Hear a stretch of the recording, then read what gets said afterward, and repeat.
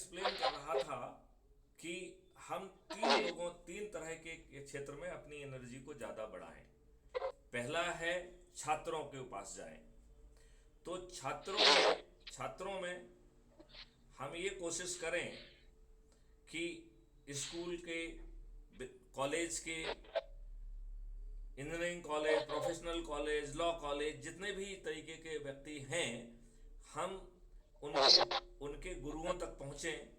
उन गुरुओं के माध्यम से हम बच्चों से बात करें। आपको आवाज़ आ रही है मेरी?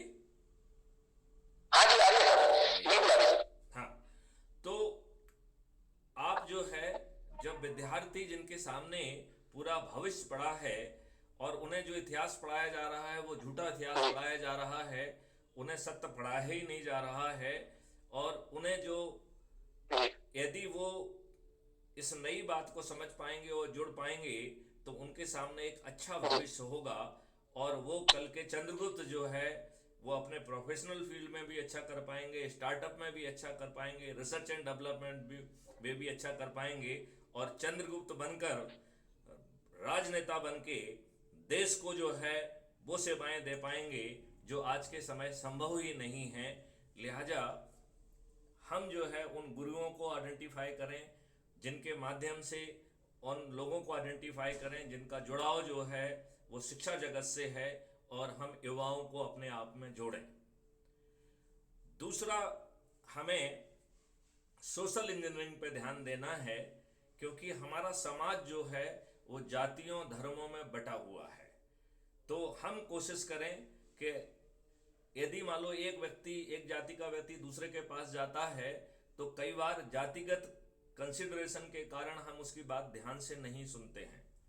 हम उसे जो है कहते हैं कि साहब ये हमारा ठेकेदार क्यों बन रहा है। हम उसके बढ़ते कद से जो है दुखी होते हैं। तो कई बार जो है हमें अपने रेखा गणित में सोशल इंजीनियरिंग का ध्यान देना चाहिए, और हम हर जाति से, हर धर्म से लोगों को, प्रतिनिधियों को आइडेंटिफाई करें, और उन्हें जो है अपने जाति के, अपने धर्म के लोगों को जोड़ने के लिए संगोष्ठी करने के लिए प्रेरित करें। और जैसे अपन ने चर्चा की कि वो संगोष्ठी जो है छोटी बड़ी संगोष्ठी करें, जाएं, लोगों के साथ बैठें, चाय पिएं, उनके साथ जो है ये ऑडियो वीडियोज हैं वो देखें जो उन्हें अच्छे लग रहे हैं। इसके बाद उनसे crime free Bharat YouTube channel को सब्सक्राइब कराएं, और उसके बाद जो है अपनी प्रोफाइल आईडी से लोगों को जोड़ें, जिससे कि प्रतिष्ठा पॉइंट आपको मिले और जिससे आप चंद्रगुप्त बन पाएं। और उनको ऊर्जाकृत करके उनसे आइडेंटिफाई करें कि वो किस मोहल्ले को, किस कस्बे को, किस गांव को, किस जगह को, किस रिस्पॉन्सिबिलिटी को वो ले रहे हैं। और फिर वो एक रणनीति बनाएं, एक कैलेंडर बनाएं, जिसके माध्यम से जो है वो छोटी छोटी संगोष्ठी करें, जिसमें 2 से लेके 20 लोग हो सकते हैं, और मैं कहूँगा कि आदर्श संख्या 10 होगी। तो जिनसे हम पहले बात कर लें और फिर शाम को उन्हीं के साथ बैठ के हम जो है ये सब कार्रवाइयाँ करें, और अंत में जो हमने कहा है वैसी जो है राष्ट्रीय ध्वज के सामने शपथ लें। और जब हम राष्ट्रीय ध्वज के सामने शपथ ले रहे हैं तो उसका वीडियो बना लें, और वो वीडियो क्राइम फ्री भारत का जो मिशन का जो ऐप है उस पर अपलोड करें। लोग बाग एक दूसरे के वीडियो देखकर उन्हें ऊर्जा मिलेगी, उनमें शक्ति बनेगी, और इससे एक जुड़ाव बढ़ेगा। तो दूसरा पार्ट जो है वो सोशल इंजीनियरिंग का है, जिसमें हम फैलाव गांव, कस्बों, जिलों, ब्लॉक, स्टेट में करेंगे, जिससे कि हम पूरे भारत में बड़ी आसानी से फैल पाएं। हर गांव में, हर घर में हमारा कम से कम एक प्रतिनिधि होगा। तो इस प्रकार जो है हम सोशल इंजीनियरिंग का यूज करके क्राइम फ्री भारत मिशन को जन जन तक पहुंचाएंगे और उन्हें चंद्रगुप्त बनने का मौका देंगे।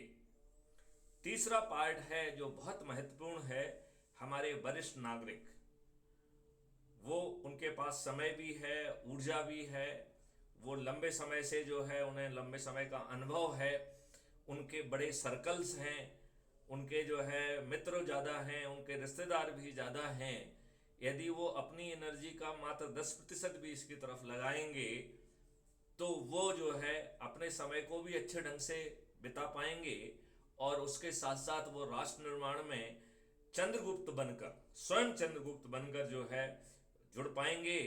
और चंद्रगुप्त की जितनी मेहनत होगी, जितने उसके पृष्ठांक होंगे, उसके बाद उसे आगे के ओहदे भी मिलेंगे। यदि पृष्ठांक ज़्यादा होंगे तो उसे एमएलए एमपी का जो है टिकट मिलेगा, और आगे चल के मंत्री और मुख्यमंत्री और प्रधानमंत्री का भी जो है ना वो मिलेगा। तो ये मंत्री बनना, मुख्यमंत्री बनना, प्रधानमंत्री बनना किसी की बापौती नहीं होगी। यह आपकी अपनी ऊर्जा है कि आप कितने लोगों को जोड़ पाते हैं। वह ये डिसाइड करेगा कि आगे चल के मंत्री, मुख्यमंत्री और प्रधानमंत्री कौन होगा। तो मेरा आपसे आह्वान है कि इसको आगे बढ़ाने में सब लोग आगे आएं। मैं बातचीत रामवीर सिंह से कर रहा हूं, लेकिन जो मेरा सोच है वो सभी क्राइम फ्री भारत मिशन के जुड़े लोगों से है। और मैं अपेक्षा करता हूं कि आप में से सभी जो है आगे चल के चंद्रगुप्त बने। सबको बराबर का मौका अवेलेबल है। आप अपने आप को चंद्रगुप्त भी साबित कर सकते हैं। आगे चल के आप मंत्री, मुख्यमंत्री और प्रधानमंत्री भी बन सकते हैं। इसमें कोई रजवाड़ा, कोई सामंतवाद, कोई ये, कोई किसका बेटा है, इसका कोई मायने नहीं रहेगा। रामवीर सिंह जी, अभी जो मैंने ये 3 विषय समझाए हैं, पहला जो है कैसे युवाओं को जोड़ना है, विशेष तौर पर विद्यार्थियों को और अकादमिक इंस्टीट्यूशन के माध्यम से, दूसरा सोशल इंजीनियरिंग के माध्यम से, और तीसरा वरिष्ठ नागरिकों के माध्यम से। आपकी इस बारे में क्या धारणा है, क्या व्यूज हैं, आप जरा बताएं।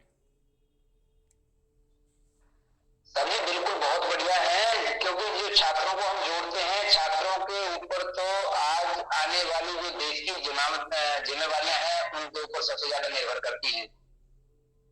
क्योंकि जो वरिष्ठ नागरिक हैं उनके पास में जीवन का बहुत बड़ा अनुभव है। वो उनके अनुसार हमें भी गाइडलाइन दे सकते हैं कि आप यहाँ पर सचेत होकर के चलें, तो उनका जो जीवन का अनुभव है वो हमारे इस जगह भी काम आएगा, और वो अपने आप को भी चंद्रगुप्त साबित करके हमारा मार्गदर्शन करेंगे। और सोशल जो अपना सामाजिक ताना बाना है जाति धर्मवाद में, उसमें भी बहुत बढ़िया है। क्योंकि अगर कोई जैसे मैं जाट जाति से बिलोंग करता हूँ, और अगर गुजरों में जाकर के बात करता हूँ, तो हो सकता है वो समझे कि यार जाट हमारे पास में क्यों चौधराट चला रहा है।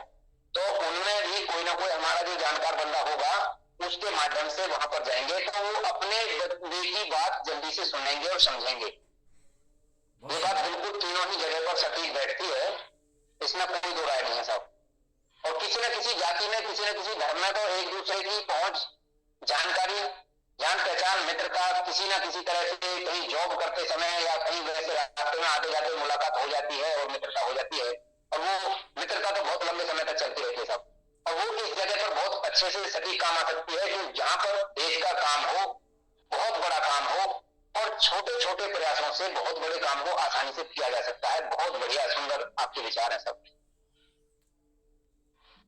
आज जो है इन नेताओं ने जो हमको जाति और धर्म में बांट दिया है, ये दुष्ट लोग जिस जाति के और जिस धर्म के हैं उन्हीं को जो है वो गुमराह कर रहे हैं, उन्हीं को मूर्ख बना रहे हैं। जैसे फॉर एग्जाम्पल यदि हम मुस्लिम समाज को लें, तो जो मुस्लिम समाज के ठेकेदार बने हुए हैं, आप भी बताइए, दंगे वो करवाते हैं। कोई दंगे में ये ठेकेदार कोई कभी मरा है? ये जो राजनेता बने हुए हैं, जो धर्म के और जाति के ठेकेदार बने हैं, इन्हें कोई हानि नहीं पहुंचती है। ये स्वयं जो है अच्छे स्कूलों में पढ़ते हैं, विदेशों में पढ़ते हैं, लेकिन अपने ही धर्म के लोगों को गुमराह करके उन्हें मदरसे में भेजना चाहते हैं, उन्हें मदरसे में पढ़ाना चाहते हैं, और मदरसे में गलत बातें कह के उन्हें जो है वो जिहादी बनाना चाहते हैं, उन्हें मरने के लिए तैयार करना चाहते हैं। ऐसे हैं ये धर्म के ठेकेदार। यही स्थिति जाति के ठेकेदारों की है। कोई यादवों का ठेकेदार बना हुआ है, कोई ठाकरों का ठेकेदार बना हुआ है, कोई ब्राह्मणों का ठेकेदार बना हुआ है। जो जिसका ठेकेदार है वो उसको गुमराह करके अपने आप को स्थापित कर रहा है। तो मेरा सभी जाति और धर्म के लोगों से निवेदन है कि इन दुष्ट राजनेताओं की चालों को समझें, क्राइम फ्री भारत मिशन से जुड़ें, अपने लोगों को जोड़ते हुए अपने आप को चंद्रगुप्त साबित करें और आगे चलकर जिम्मेवारियां निभाएं, मंत्री बने, मुख्यमंत्री बने और प्रधानमंत्री बने। यह आपकी ऊर्जा के ऊपर है कि आप कितने प्रतिष्ठा पॉइंट हासिल कर सकते हैं। तो मेरा आपसे अनुरोध है कि आप जो है और अधिक ऊर्जा से भिड़ें और हर जाति और धर्म के लोग आज के दुष्ट नेताओं की रणनीतियों को समझें और आप ये देखें कि ये जाति और धर्म के ठेकेदार आपको गरीब बना के रखे हुए हैं और आपके पैसे से अपने आप को धनी बना रहे हैं और ये आपके को जो गुमराह करके जो इन्होंने शक्ति हासिल की है उसे अपने हित में दोहन कर रहे हैं। रामवीर सिंह जी, इस बारे में आपके क्या उद्गार हैं?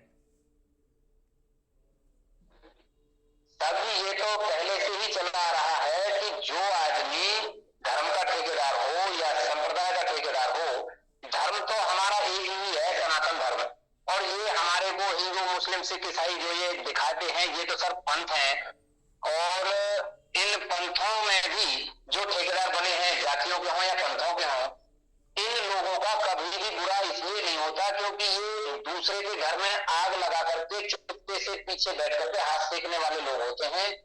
लड़ने वाले बंदों को ये तक आभास नहीं होता कि जो हमें लड़ा रहा है, भिड़ा रहा है, उसको आज तक कभी खरोंच तक भी नहीं आई।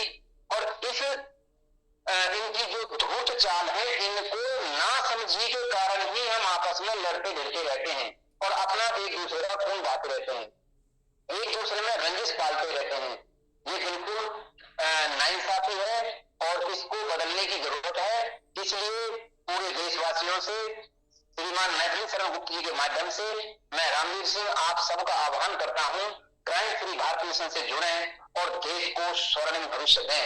आने वाली पीढ़ियां आप लोगों को धर्म युद्ध में जीतने वाले योद्धाओं के नाम से जाने और कायरों के नाम से ना जाने, क्योंकि नहीं तो आने वाली पीढ़ियां ये कहेंगी कि क्राइम फ्री भारत मिशन में अगर हमारे पूर्वज हिस्सा लेते तो आज हमारे सामने ये दुर्दशा नहीं होती। जिस तरह से हम आज भी उन गलतियों को दोहराते रहते हैं कि 1857 में अगर अति उत्साहित होकर के हमारे जो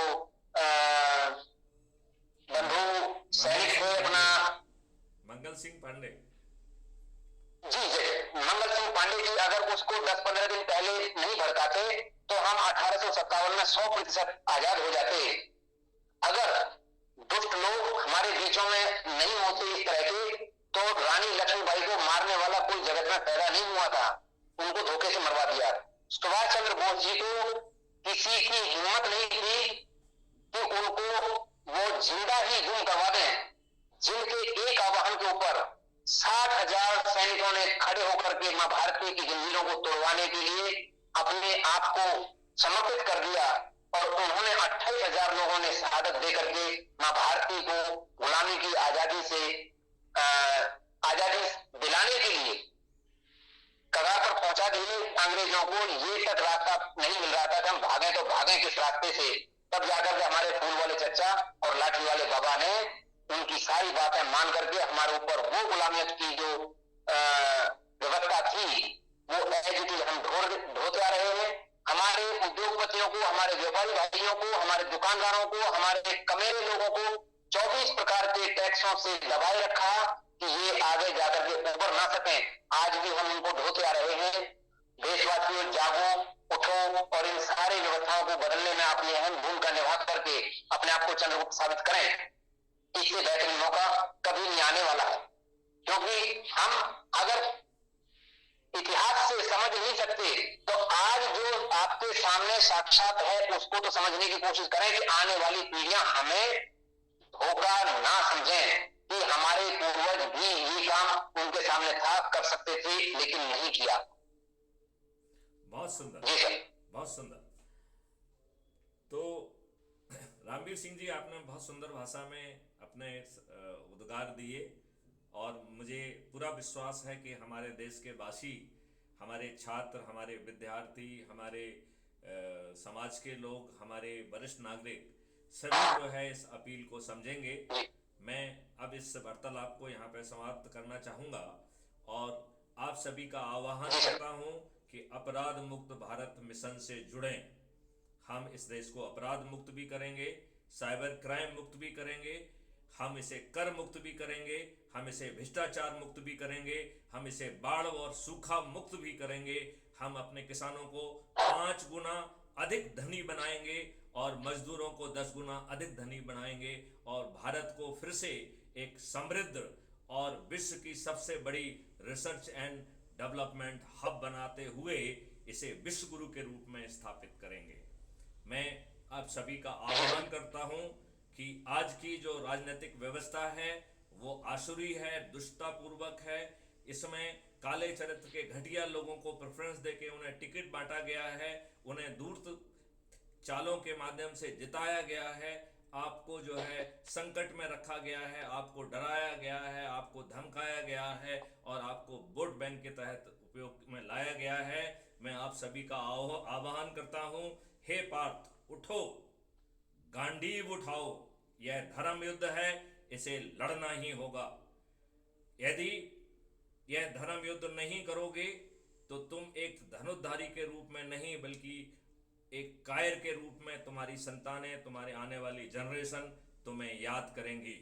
लिहाजा रामवीर सिंह ने जो कहा है कि ये एक अनूठा अवसर आया है जिसमें बिना किसी धन के व्यय के, बिना किसी खर्च के, बिना किसी कानूनों को तोड़े, इवन अंग्रेजों के गुलामियत वाले कानूनों को तोड़े, बिना किसी कंडक्ट रूल को तोड़े हम अपने आप को चंद्रगुप्त साबित कर सकेंगे और बिना खर्च इन दुष्ट और आसुरी राजनेताओं को हरा सकेंगे। मैं आप सभी का आह्वान करता हूं, क्राइम फ्री भारत मिशन से जुड़िए और इसे संभव बनाइए और 2024 में भारत को विश्व गुरु और एक समृद्ध देश के रूप में स्थापित करने में हमारी मदद करिए। जय हिंद, जय भारत, वंदे मातरम।